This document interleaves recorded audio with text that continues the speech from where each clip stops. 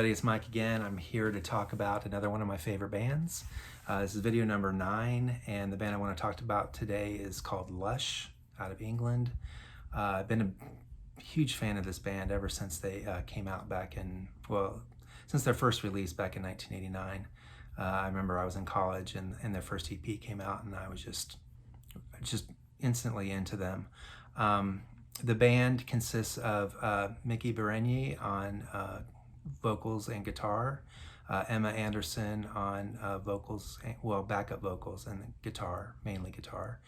And the original band was Steve Rippon on on bass. They do switch bassists later on, but Steve Rippon was the original, and then Chris Ackland on drums. The early formation of the band, they called themselves Baby Machines, and they had a different vocalist. Mickey was not singing lead vocal. It was a girl named Mariel, and she was only with the band at the original, before they ever released anything. And then she left the band to go be with the band Pale Saints. And then the rest of the band, Mickey took over vocals, and then everybody else stuck with the instruments that they had, and they called themselves Lush. And in 1989 they released their first EP called Scar. Now, I don't have physical representations, unfortunately, of these first 3 EPs, but I'll talk about them, and then I'll go into like the compilation that has all of them. They released a 6-song EP called Scar. After that, they released a 4-song EP called Mad Love.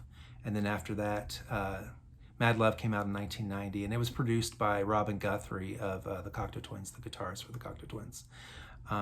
All of these releases are on 4AD, by the way.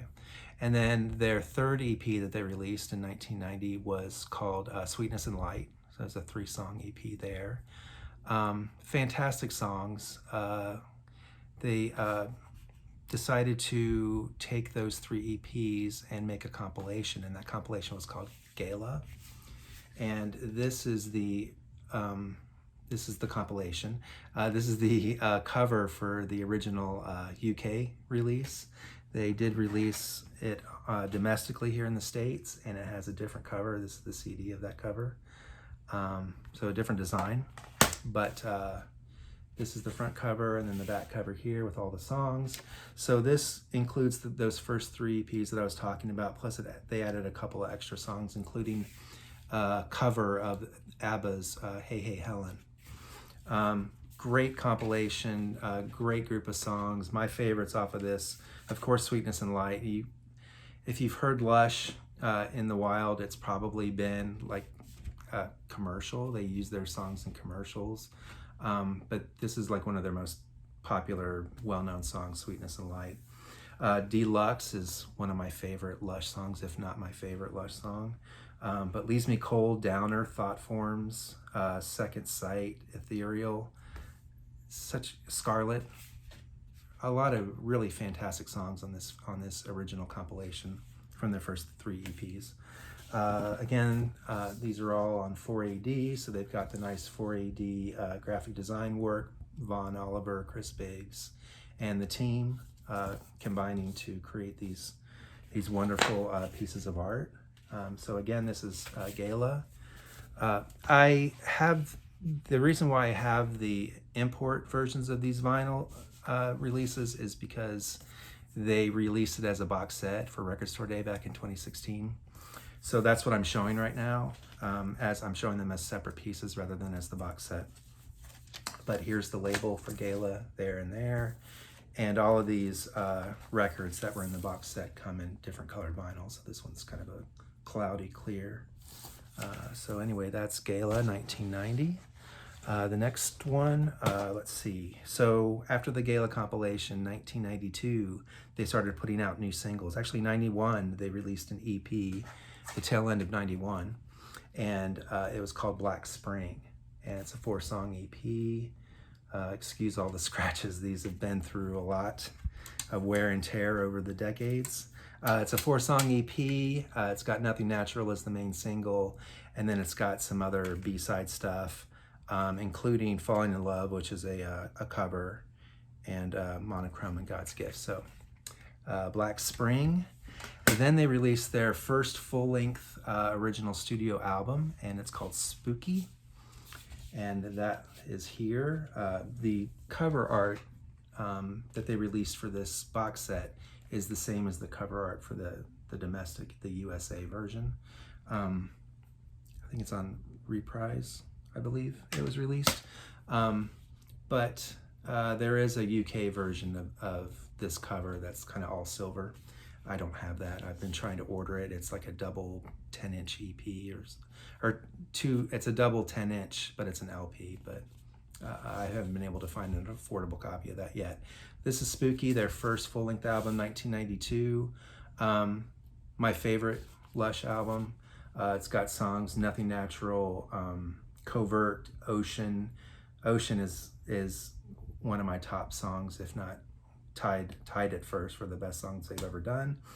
For Love, Super Blast, Untogether, Fantasy, Take, Laura, Monochrome. All these songs are fantastic. I love this album. Let's see, this one was actually produced by Robin Guthrie as well, just like the Mad Love EP from earlier. It's got his sound, it's got his fingerprints all over this. Mickey's vocals are kind of pushed back to the back a little bit, and the guitars, the kind of wall of guitar sound is kind of pushed to the front. And it's very shoegaze. This album is very shoegaze, and I love shoegaze music, so maybe that's why this is my favorite of theirs. The inner sleeve looks like so. More of that fancy 4AD artwork. And the labels like so. And the vinyl is a dark kind of gray, steel gray, I suppose. Really nice.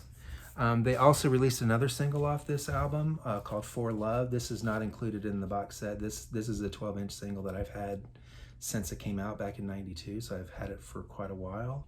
The B-sides on this, it's For Love. For Love is the single, which is a great song. This is actually a re-recording of For Love, so the one on Spooky is different than the one on this. I prefer this version better. And I can't remember. It's on the front. Starlust, Outdoor Miner. Outdoor Miner is a cover of a Wire song, and then Astronaut. And Astronaut is the only song that Emma sings lead vocals on in their entire catalog, so that's pretty cool. The inner sleeve. Yeah, there's no inner sleeve for this. It's just a 12-inch EP. The labels look like this, and it's just black vinyl. Nothing fancy about that. So that was a 4-song EP that they released after Spooky, in support of Spooky. At this time, Steve Rippon, the bass player, he leaves the band, and they bring on Phil King on bass, and he remains the bassist from here on out. So that's the only personnel changes I need to make, thankfully. At Killing Joke, it was just back and forth with people, and this is a lot simpler. Their next album, they released 2 singles, Hypocrite and Desire Lines, 1994. They didn't do great. They released them both on the same day. I remember that. I was living in Louisville, Kentucky at the time, and I remember them releasing both singles. They were EPs on compact disc, because I was buying CDs at the time. This is, 94, so everybody was buying CDs and not vinyl. So I had the 2 EPs, and I listened to them, and I wasn't that crazy about them. Actually, they tried to bring in Bob Mould from Husker Du and Sugar to produce this new album of theirs, and he got into the studio and was just having a real hard time. He was just really frustrated. He felt like he kept picking the wrong songs for them to do, so he just kind of quit. And they brought in another producer, and the band didn't really like the sound, how it was coming out. So they brought in Alan Moulder to mix the songs after they were recorded. And Alan Moulder, if you don't know, he's famous producer of My Bloody Valentine's Loveless, that you see right there. Fantastic producer, produced a lot of bands like Curve and My Bloody Valentine and many, many others. And they were able to, I guess he was able to get the sound to their liking. So they released this album called Split. This again is the UK version of the album cover, and the domestic album cover is a little bit different with a lemons on the front. Back cover is pretty similar to, they're both pretty similar to each other.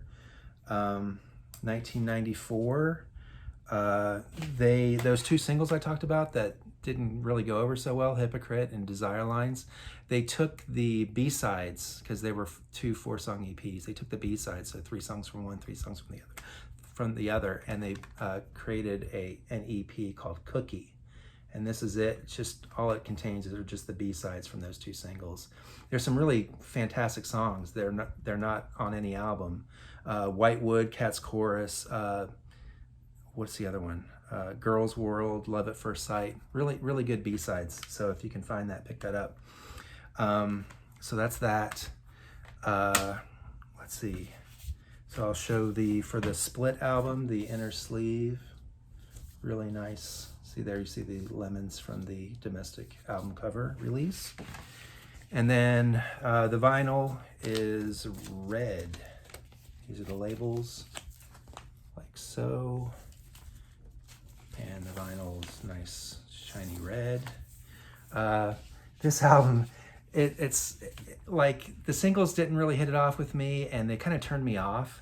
And it wasn't so like shoegazy, it wasn't like hazy and really heavy guitar, like layered guitars.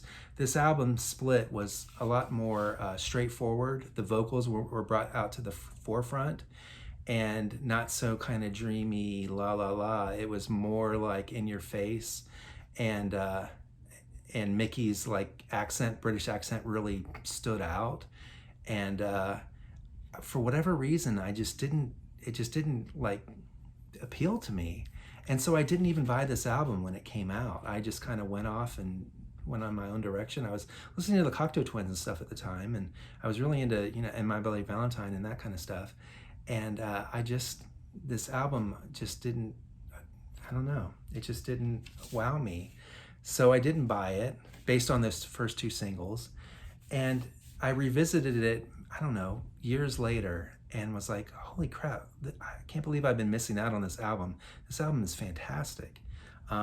It's got so many great songs on it. It's so close to being my favorite Lush album. If it weren't for Spooky, it would definitely be my favorite. Kiss Chase, Blackout, Hypocrite, Love Life, Desire Lines, Invisible Man, Undertow, Never Never, Lit Up, Starlust. Every single one of these songs are just freaking great. I love this album. The song Desire Lines, that was one of those singles. It's become one of my favorite Lush songs. I don't know why I had a problem with it. It starts out kind of slow, and so maybe I just kind of would give up. This is a slow song. There's nothing to it. But if you listen long enough, it's kind of a long song, but if you listen long enough, it builds up to this really amazing crescendo towards the end. And it kicks in. When that crescendo kicks in, you're like, holy crap, this is a shoegaze song. Even though this album is more dream pop, it's not really shoegaze. But that song, it just kicks into the shoegaze sound. And you're like, whoa, this is awesome. And then it does it again. Like you wait for it, and then it just kicks in even further. And it's just like such an awesome song. I was just listening to it just now before I started making this, and it just, I don't know. I'm a geek, or a nerd, or whatever you want to call it, but the song just gives me goosebumps. I just love that song. Split, 1994. Cannot recommend that album enough. Same with Spooky. Both of those 2 albums, either one, if you start on your journey to Lush, either one of those albums are just going to blow you away. At least they should. If you're into dream pop, shoegaze kind of sounds, it's just freaking awesome. So Split came out. Then 2 years later, they released their 3rd full-length album, and it's called Love Life.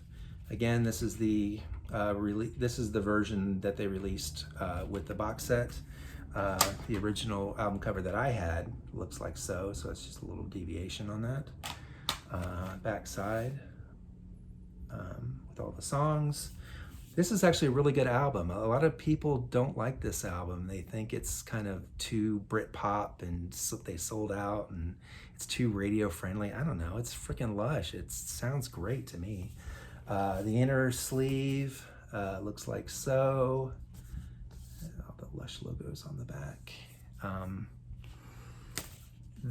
I'll show the labels first. So the labels got these, they released a whole series of singles, 7 inches, 10 inches, 12 inches, or I think 12 inches, not 10 inches, for this album. And they all feature these people, these random people holding up this Lush logo in various streets, corners, and supermarkets, and all kinds of stuff. That's kind of the theme of this, the artwork for this. And the vinyl is pink, really solid, nice little pink color, kind of matching the inner sleeve there.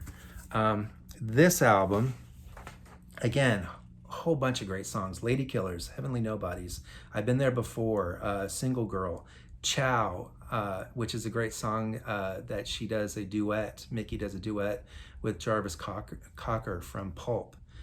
It's such a tongue-in-cheek, funny, just great song. Last Night, Runaway, The Child Catcher, all these songs are just awesome. I love this album. It's just really kind of, it's aggressive sometimes. It's really kind of in your face a lot, and it's just awesome. I love this album. Can't say that enough. Then, this is 1996. They went on tour. They did some, they were trying to break through in the US, and were having real difficulties doing that, which I don't know why. Then later that year, October of 1996, the drummer, Chris Ackland, he killed himself. And that just was a huge, just kind of everything came to a screeching halt. They stopped their tour. They went on hiatus for 2 years, and eventually announced that they were officially done. They all went about their lives.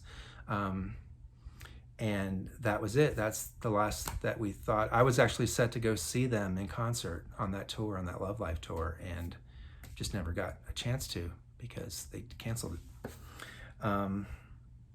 So then that was 1996. They went on hiatus. 2001, they released a Best of Lush album called Ciao, which looks like so. And there's the back there, just a best of album basically. Gatefold, show a whole bunch of writing about the band. There's Chris, R.I.P., Chris Ackland, the drummer. Really beautiful 4AD release, 2001. This is actually the 2020. They re-released it again in 2015 because in 2015 they announced that they were going to reunite the band and go on tour. And when that happened in 2015, 4AD released this as a special double red vinyl release, and then they reissued it just this past year. So I finally got a copy of it. So it's got just the Lush logos on the labels, and the vinyl is red, like so. So that's very nice. They also released, what's the date on this? I wish I had my glasses. But they released a B-sides compilation called Topolino. I had only had this on MP3. I'd never had a physical copy, and then when this box set came out, I was able to purchase this on vinyl. But it's just a bunch of B-sides, lots of covers.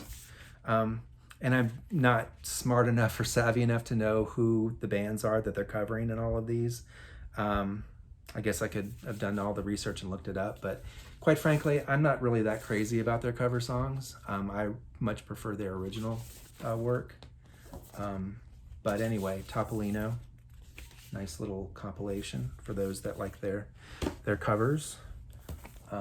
This is the label, like so, and it's on yellow vinyl, kind of a pale canary yellow.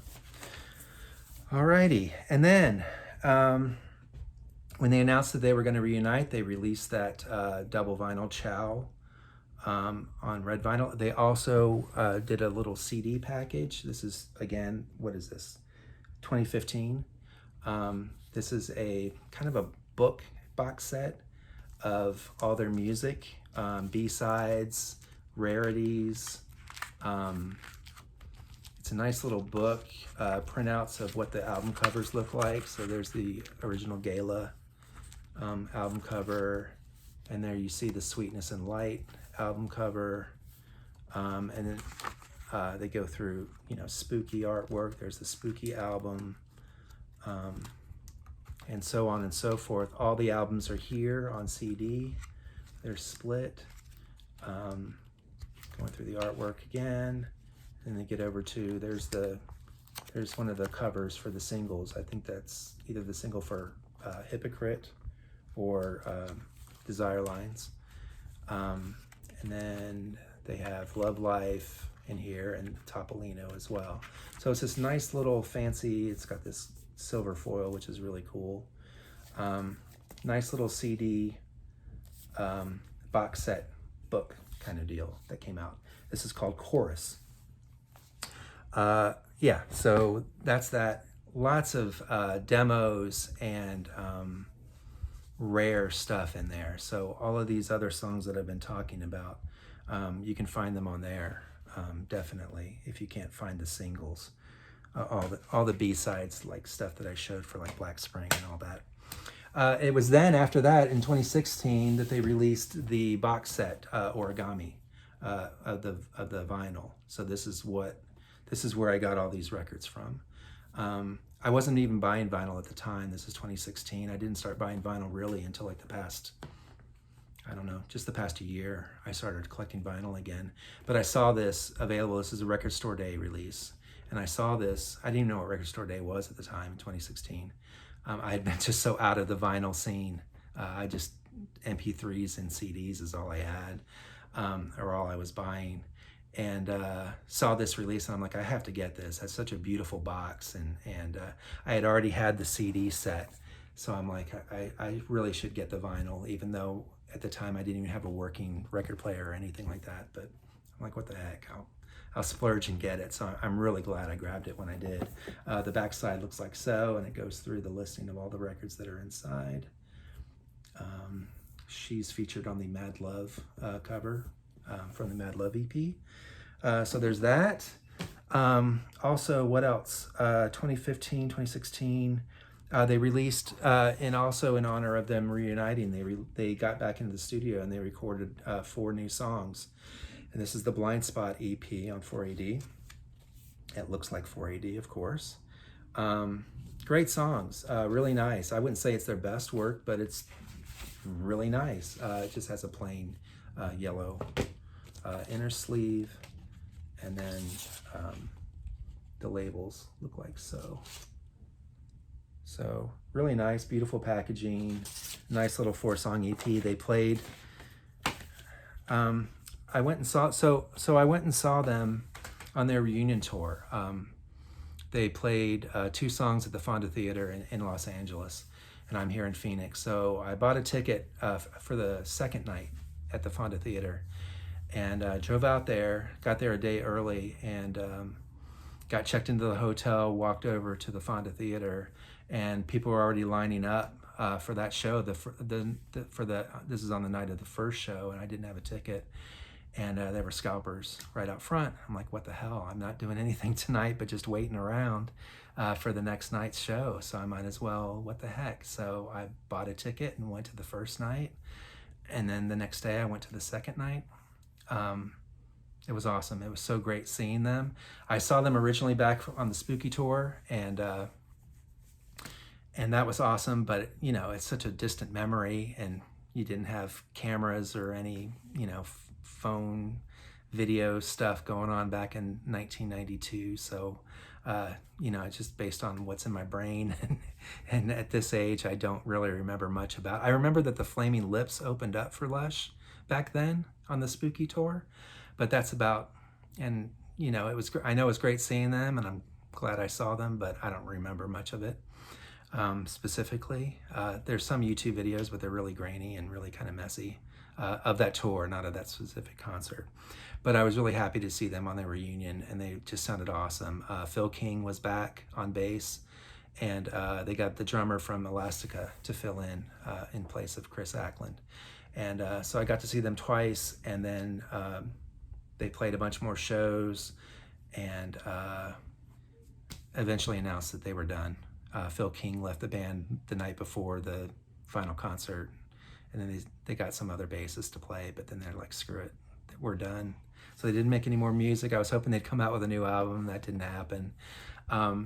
So Emma goes on to, after Lush broke up the first time, Emma, in 1998, she created a band with a girl named Lisa O'Neill, and it's called Sing Sing. And in 1998, I believe, yeah, they released a single called Feels Like Summer, and it was picked up by Robin Guthrie and Simon Ramon of Cocteau Twins, and they released it on their Bella Union label. Nothing really happened. A couple years later, they decided to create their own label called, what is it called? Ariel. And they self-released their singles. The first one called I'll Be. This is a 4-song little single here, Sing Sing. And then Feels Like Summer. This is the same song that they released on Bella Union, but now they released it on their own label. Sounds the same, but they released some extra songs and remixes and such. They released their first full-length album called The Joy of Sing Sing, 2001. I can't find vinyl of any of this stuff, so excuse the CDs, but this is what it is. The Joy of Sing Sing. This is what the back looks like. Such great music. It's not Lush. It's electronic, dream pop. It's electronic with some guitar, of course, because Emma plays guitar on it, but it's really more electronic influenced, and it's just really nice, really fun, beautiful music. I highly recommend looking, if you like Lush, look into Sing Sing. Not easy to find stuff, I don't think, but here's the list of the songs. Tegan, I'll Be, Me and My Friend, Panda Eyes, Command, Feels Like Summer, I Can See You. There's a lot of great songs on here. So that's the year 2001. Then in 2004, they released another EP single for their upcoming album that's called Madam Sing Sing. It's nice. It's got Ruby, which is a single off the next album, and then a couple of, Modern Girl is on here too, and that's really good as well. But Madam Sing Sing. And then in 2005, they released their second full-length album called Sing Sing and I. And it's a mixed bag, this album. It's got this song on it called Going Out Tonight, which sounds like a Lush song, so that's really awesome. It's my favorite Sing Sing song. Probably because it sounds a lot like Lush, but it's got a lot of good songs on it. It's different. It's not Lush. So if you're expecting Lush, you know, it's different, but it's related. So if you're a huge Lush fan, I highly recommend checking them out. After the reunion, Mickey got together with some other musicians, including a guy from the band Moose, and she formed this band called Piroshka, and they've released 2 albums. Brickbat is the first one. I have that one. I don't have the second one yet. And it's called Love Drips and Gathers. And they're both released on Bella Union, which is the label that Simon Ramon of the Cocteau Twins, it's the label that he runs. Check those out. I have sampled a few songs off the new album, and I like it better than the first album. The first album is just, it's all right. It's nice. It's nice to hear Mickey singing. But the new album, I think, is better. So check those out. Anyway, that's all that I got for Lush, I think. During the reunion too, during their tour and everything, they released a couple of fanzine kind of things, these nice little printed booklets, and it's just all this like memorabilia and articles and interviews with the band and people that worked on the albums or worked on the cover art. Just a lot of different people talking about Lush, talking about their music, talking about the whole history of Lush. It's called Platforms, which is the name of one of their early songs. Really nice, beautifully produced fanzine. There's 2 of them. I was able to get both of them. Again, just really nice stuff. There's Mickey, and there's Emma, and there's Phil King. Really cool. They also released a CD, I think. I don't think it was on vinyl. I think it was just CD of a live performance at KEXP. It's expensive. I don't have it. I'm still looking for it. It's one of those Grail releases. So anyway, enough yammering on about Lush. I hope you enjoyed this video. At the end, I'm gonna list a list of probably my top 20 Lush songs. They only have 3 studio records, so I'm not gonna rank the records. I'll rank the songs. Thanks for watching. Have a great weekend, and peace.